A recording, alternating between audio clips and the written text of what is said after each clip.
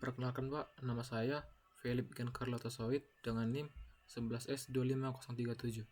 Di video kali ini, saya akan mempresentasikan dan membuatkan kesimpulan dari studi kasus pada modul praktikum 4 yaitu Continuous Simulation. Baiklah, di sini saya akan memulainya.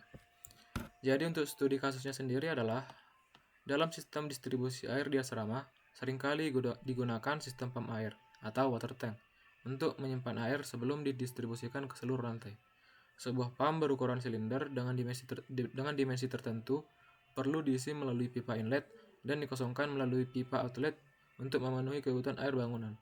Berikut beberapa permasalahan dari studi kasus tersebut. Yang pertama, berapa lama waktu yang dibutuhkan untuk mengisi pump hingga penuh? Yang kedua, berapa lama waktu yang dibutuhkan untuk mengosongkan pump? Yang ketiga, bagaimana profil ketinggian air dalam pump berubah terhadap waktu? Yang keempat, bagaimana jika pengisian dan pengosongan terjadi secara bersamaan? Dan yang terakhir, bagaimana menentukan ukuran pump yang optimal berdasarkan kebutuhan air? Di sini saya sudah membuat code-nya. Kita buka melalui Jupyter Notebook.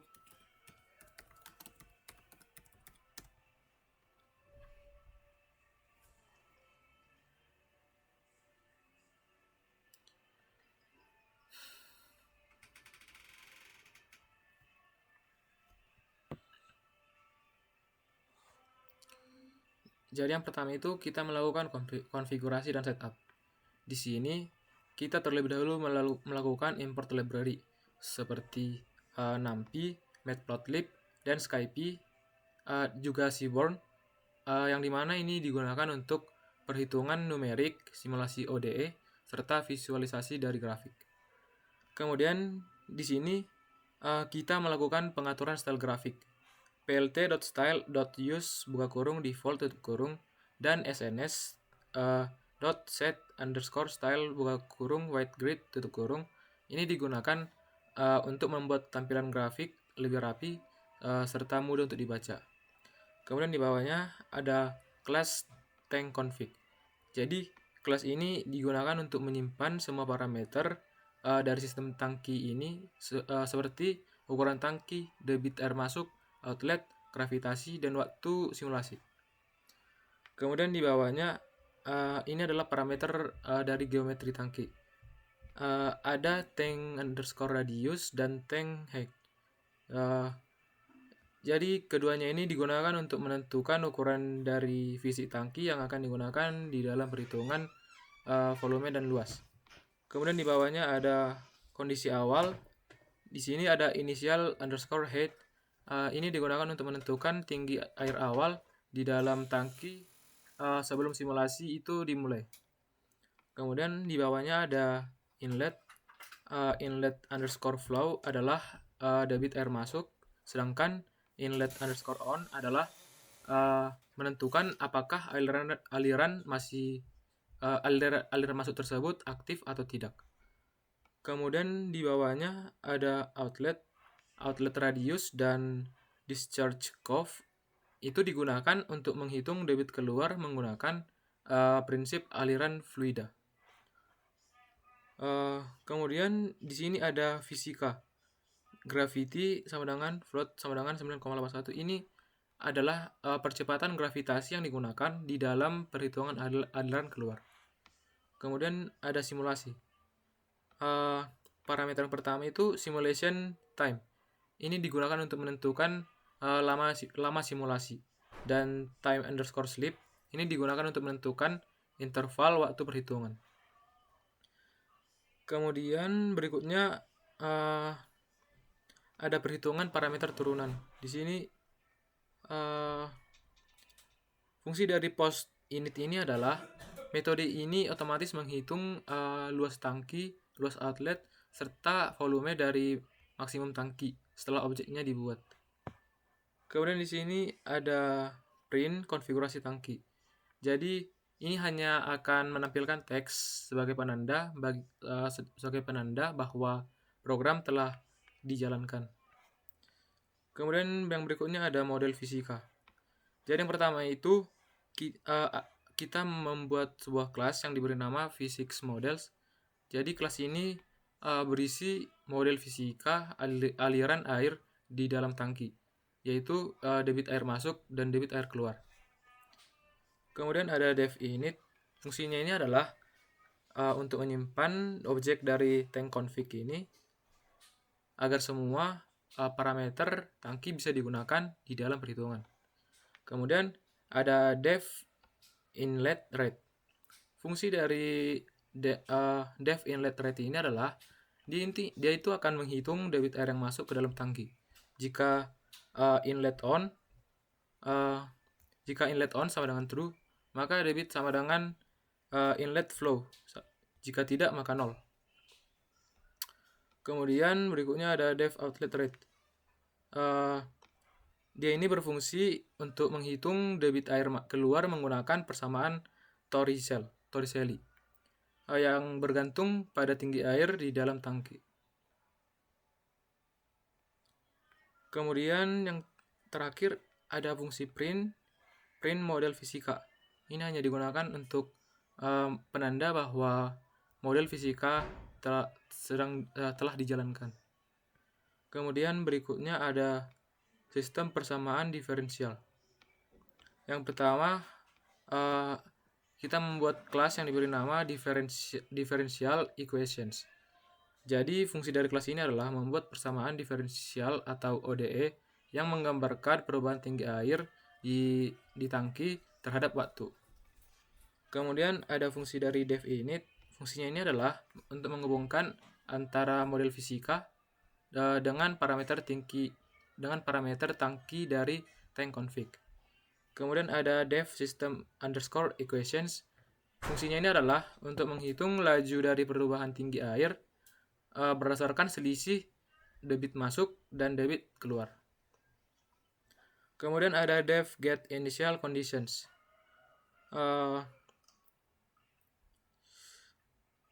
Setelah itu ada print system ODE. Dia akan menampilkan teks yang menandakan bahwa program yang kita jalankan tadi sudah berhasil dijalankan. Kemudian yang keempat ada simulator utama.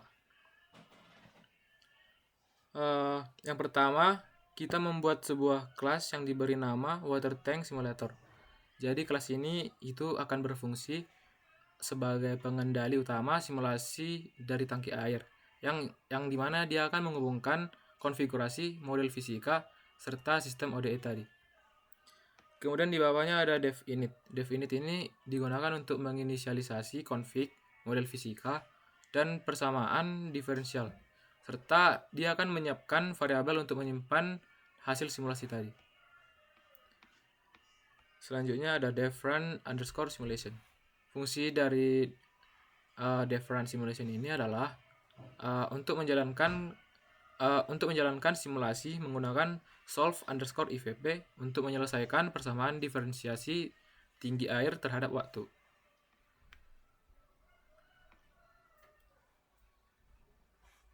Kemudian di sini itu ada parameter simulasi, yaitu t underscore span, yang dimana ini itu digunakan untuk menentukan total waktu simulasi, dan t underscore eval ini digunakan untuk menentukan titik waktu yang akan dihitung.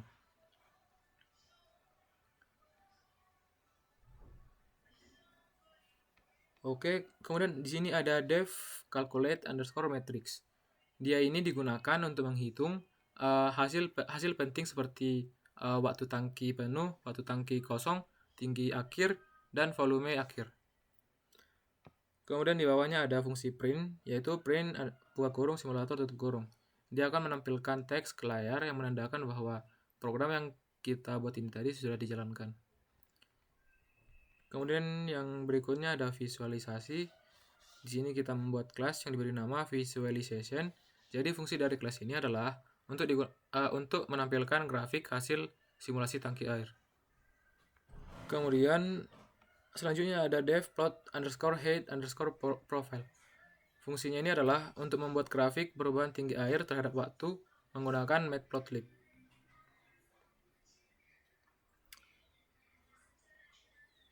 Selanjutnya di sini ada plt.plot. Fungsinya itu adalah untuk menampilkan kurva dari tinggi air selama simulasi itu berlangsung. Kemudian ada ini plt.axline. Ini dia itu akan menampilkan garis batas tinggi maksimum tangki sebagai referensi. Kemudian di sini ada X label, Y label, title, legend, dan grid. Mereka ini berfungsi sebagai digunakan agar grafik lebih jelas dan mudah untuk dibaca. Kemudian yang di bawahnya ada fungsi print buka kurung, visualisasi tutup kurung. Dia akan menampilkan teks di layar yang menandakan bahwa program yang kita buat ini telah dijalankan. Kemudian yang berikutnya ada analisis ukuran tangki. Yang pertama kita membuat kelas yang diberi nama tank analysis. Jadi fungsi dari kelas ini adalah digunakan untuk menganalisis dan mencari ukuran tangki yang paling sesuai dengan kebutuhan air. Kemudian di bawahnya ada define _optimal _tank. Fungsinya ini adalah untuk mencari radius dan tinggi tangki terbaik berdasarkan dengan debit masuk dan kebutuhan volume air.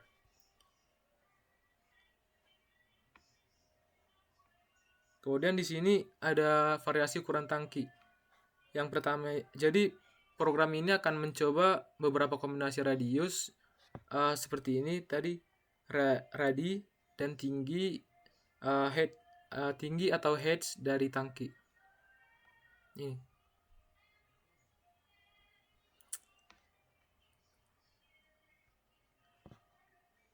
Jadi di sini itu dia akan mencoba beberapa kombinasi radius ini. Lalu untuk setiap ukuran tangki, program akan membuat sebuah config baru lalu menjalankan simulasinya. Setelah itu, volume tangki akan dibandingkan dengan kebutuhan air atau demand underscore volume ini. Dia akan untuk melihat seberapa dekat hasilnya. Kemudian dia akan melakukan pemilihan tangki terbaik. Tangki dengan selisih volume paling kecil dipilih sebagai ukuran tangki yang optimal. Kemudian fungsi yang berikutnya ada main program. Yang pertama ada def main buka tutup kurung. Ini merupakan program utama yang menjalankan semua simulasi tadi dan analisis tangki air.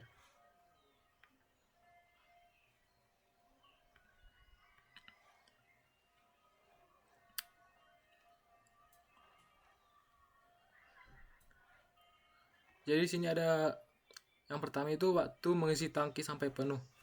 Jadi program membuat konfigurasi dengan inlet on dan outlet on.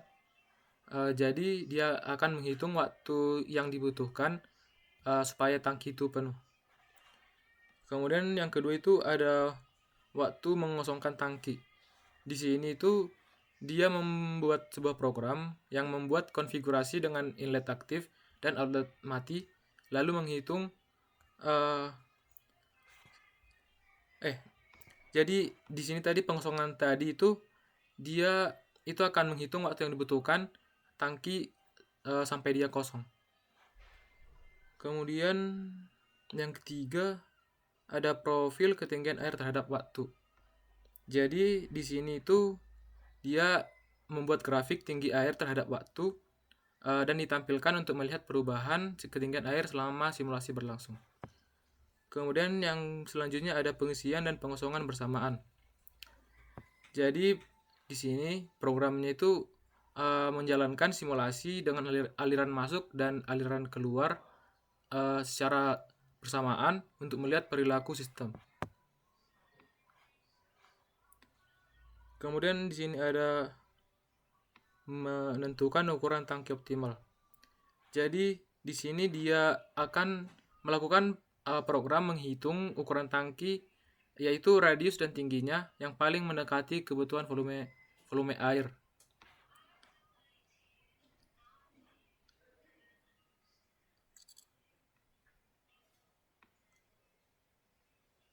Oke, kemudian di sini ada output hasilnya. Jadi di sini dia menampilkan seperti ini profil ketinggian air dalam tangki. Oke, di sini kita akan mencoba untuk menjalankan program yang telah kita buat tadi.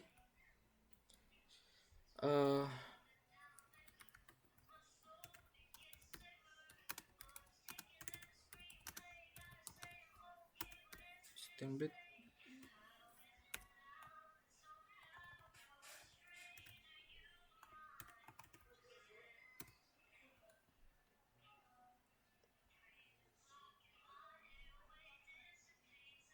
Oke, jadi ini adalah program yang telah kita buat tadi.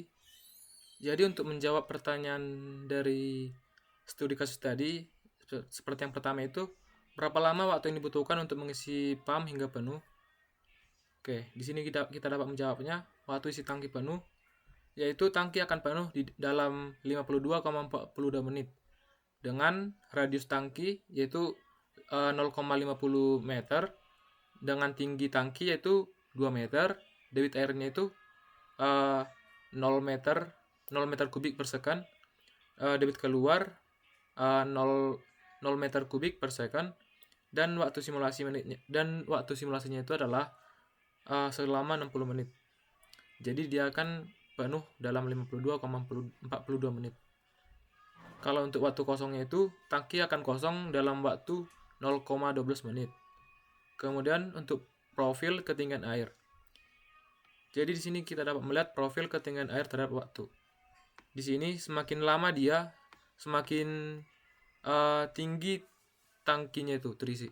Jadi di sini mulai dari menit ke 0, 10 sampai menit ke 60, dia itu selalu bertambah tinggi. Kemudian simulasi isi dan kosong bersamaan. Jadi jika debit masuknya itu adalah 0,002 meter kubik per second, debit keluarnya itu 0,0015 meter kubik per second, dan net flow-nya adalah 0,0005 meter kubik per second, air akan terus bertambah. Jadi debit masuknya itu lebih besar dibandingkan dengan debit keluarnya. Oleh sebab itu air di dalam tangki itu dia tidak akan berkurang, tetapi dia terus bertambah. Kemudian untuk ukuran tangki optimalnya itu untuk kebutuhan air yang sebesar 5 meter kubik per hari, volume tangki minimumnya itu yaitu 5 meter kubik dengan tinggi tangki optimal yaitu 6,37 meter. Oke, jadi kesimpulan yang saya dapat bisa ambil melalui studi kasus ini adalah bahwa berdasarkan simulasi tangki air ini dapat disimpulkan model dari yang saya buat ini adalah untuk menganalisis perubahan ketinggian air terhadap waktu dengan berbagai kondisi aliran masuk atau inlet dan aliran keluar atau outlet. Analisis ini berkaitan dengan konsep dalam seperti mempelajari sistem fluida. Jadi hasil dari simulasi ini menunjukkan bahwa yang pertama itu waktu yang dibutuhkan tangki untuk penuh bergantung pada debit dari aliran masuk. Yang kedua, bahwa waktu tangki untuk kosong dipengaruhi oleh debit aliran keluar dan tinggi awal air. Yang ketiga itu grafik ketinggian air terbatas. Grafik ketinggian air terhadap waktu itu membantu memahami perilaku dinamis sistem selama proses pengisian dan pengosongan. Yang keempat, ketika inlet dan outlet aktif bersamaan, sistem dapat mencapai kondisi keseimbangan jika debit masuk dan keluar itu seimbang. Dan yang kelima itu analisis ukuran dari tank tadi memungkinkan penentuan dimensi tangki optimal agar mampu memenuhi kebutuhan volume di dalam asrama itu tadi. Jadi cukup sekian hasil presentasi saya. Jika ada kesalahan mohon dimaafkan. Sekian dan terima kasih.